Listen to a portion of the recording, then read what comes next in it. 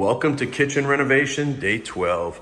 So I just came out of the master bathroom to get those cabinets established for the guys to come in and template. I've got to finish up this section here, jump into this section here with the Schluter and the tiles. Should be able to get all this knocked out today. And then I also need to get back into the bathroom to execute the lighting and the mirror. So let's go. All right, so here's a quick update. Pretty technical section with the Schluter. We've got a 22 angle on both sides there, 22 there, 45 that runs up. And then I pick up the same thing, 22 to 45, run up here, and then it jumps up, hits a 45. So again, we wanted to mirror this side with that side. So it's coming along, jumping into the tile. Let's do it. As you can see, the tile is coming out great, and I'm gonna end it right there for the night. So day 12 did not end. It transitioned into day 13. I hit a wall at 10 p.m. last night. I needed to leave enough energy for today. So I came in first thing this morning, and there's a few things that we've done. Somebody met to get that dishwasher installed, and then I went ahead and got the microwave installed. And then after that, I began executing these poles and those poles as well. I want to show you the templating process that I use, whether it's a drawer, a left hand, or a right hand door. So let's check that out. All right, so now that we're in the hardware phase, the easiest way to execute accurate door handles and door hardware is to actually make one.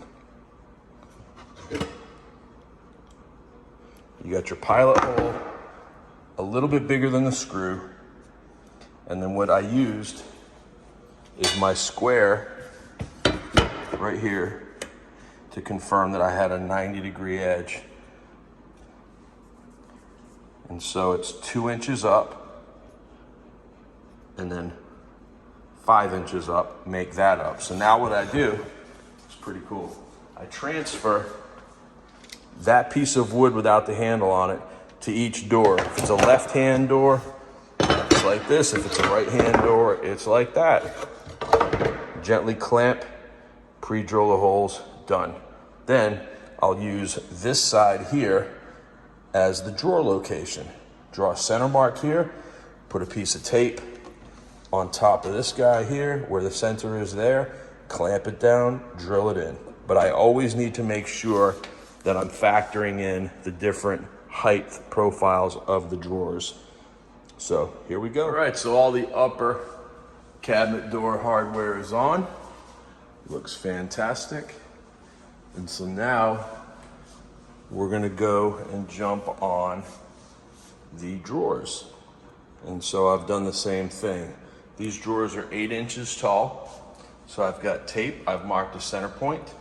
I created a center point here, and then an intersecting reference of 4 inches.